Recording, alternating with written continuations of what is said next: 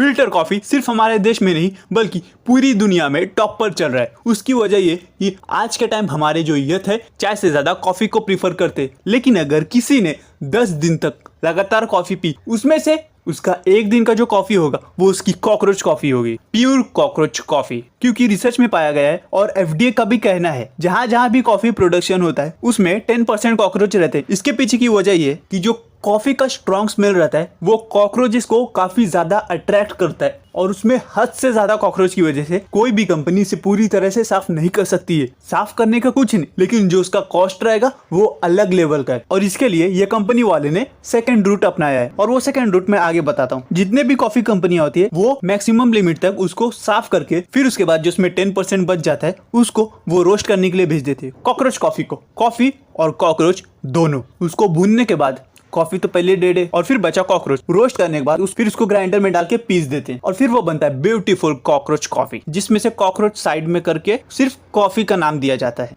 जिसे आज की जनरेशन काफी चाव से पी रही है। और फिर इस प्रॉब्लम को दूर करने के लिए सब कंपनियां साथ में मिलकर सरकार के पास गई। जो सरकारी लोग हैं, एफडीए, यानी खाने पीने का हर एक चीज इनके हाथ में रहता है। और अगर इसका सबसे बड़ा एग्जांपल चाहिए तो सिंथेटिक पनीर और वो वायरल दूध, एक ढक्कन पे कई लीटर दूध बन जाता है उसमें। सिर्फ उसके अंदर फर्क इतना है कि शरीर में प्रोटीन की जगह हानिकारक केमिकल पीते हैं। और फिर इतनी बड़ी बड़ी एमएनसी कंपनियां इनका तकलीफ देख के सरकार ने अंत में यह फैसला लिया कि भाई आप लोगों के लिए 10% की सब्सिडी मिलेगी। सब्सिडी मतलब कॉकरोच के मामले में आपको सब्सिडी दिया जाता है। और स्पेशली इस साल हीट को टैकल करने के लिए कम से कम 3 पौधे जरूर लगाए एक अच्छे कल के लिए।